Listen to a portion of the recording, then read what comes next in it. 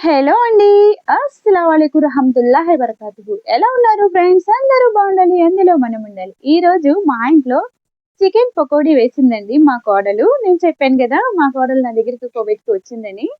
Chicken pakodi ఎలా చేయాలో preparation ఈ వీడియోలో చూద్దాము. అంతకన్నా ముందు మీరు ఎవరైనా ఫస్ట్ టైం నా వీడియో చూస్తే ప్లీజ్ లైక్ అండ్ సబ్స్క్రైబ్. ఈ రోజు చికెన్ పకోడీకి చుక్కకూర పప్పు చేసుకున్నామండి.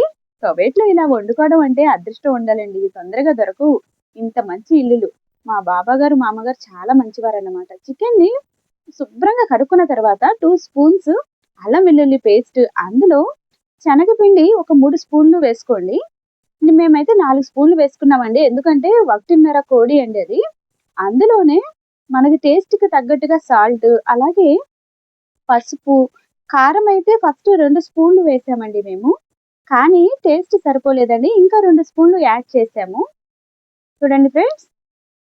అలాగే కార్న్‌ఫ్లోర్ ఒక 4 స్పూన్లు వేసుకోండి. ఎందుకంటే మేము క్వాంటిటీ ఎక్కువ తీసుకున్నామండి. మీరు తీసుకునే క్వాంటిటీని బట్టి యాడ్ చేసుకోండి. మేమైతే కార్న్‌ఫ్లోర్ అలాగే శనగపిండి వేసామండి. చాలా చికెన్ అయితే సూపర్‌గా ఉందండి. నూనె అయితే అస్సలు పీల్చలేదు. చాలా క్రిస్పీగా, క్రంచీగా చాలా బాగుందండి. చికెన్ పకోడీ అయితే బయట తిన్నట్టుగానే ఉంది. నూనె కూడా మేము ఒక 4 స్పూన్లు వేసామండి. అంటే నూనె వేసి కలపాలంటండి. చాలా బాగుంది చికెన్ కూడా. టేస్టింగ్ సాల్ట్ కూడా ఒక చిటికెడు వేసామండి టేస్ట్ కోసము. చూడండి ఫ్రెండ్స్, ఇందులోనే గరం మసాలా వేసాము. ఇంకా చూడండి, లవంగా, అలాగే యాలుక్కాయలు, దాల్చిన చెక్క, పలావాకు, ఇవన్నీ దీంట్లో ఇలాగా నలిపి చితక్కుట్టి వేసామండి, టేస్ట్ బాగుంటుందని. చూసారా ఫ్రెండ్స్, కారం సరిపోకపోతే ఒక స్పూన్ కారం మళ్ళీ వేసి కలుపుకున్నాము. టేస్ట్ చూసుకుంటూ వేసుకోవడమే. ఇలా కలిపిన తర్వాత కాస్తంత కొత్తిమీర వేసి ఒక అరగంట పక్కన పెట్టేయాలండి. అంతే. అరగంట తర్వాత వేడివేడిగా నూనెలో చూడండి, చక్కగా మ్యాగ్నేట్ చేసి పెట్టిన చికెన్ అందులో వేసి ఎర్రగా కాల్చుకోవడమే.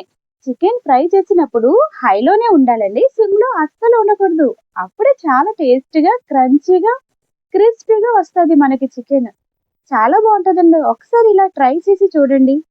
ఇదంతా చికెను 3 టైమ్స్ వేసామండి మేము. ఎందుకంటే మేము కేజీన్నర, అంటే ఒక కోడికి ఇంకా సగం కోడి కదా, మాకు ఎక్కువ క్వాంటిటీ కాబట్టి 3 సార్లు మేము ఫ్రై చేసామన్నమాట. 3 ట్రిప్స్‌గా. ఇదంతా అయిపోయిన తర్వాత కరివేపాకు, పచ్చిమిరపకాయలు నూనెలో ఫ్రై చేసి చికెన్‌లో వేసేయడమే. వేసేసి తింటే సూపర్‌గా ఉంటదండి. మీరు ఎక్కడి నుంచి చూస్తున్నారో కామెంట్ బాక్స్‌లో కామెంట్ చేయండి మీ ఊరు పేరు.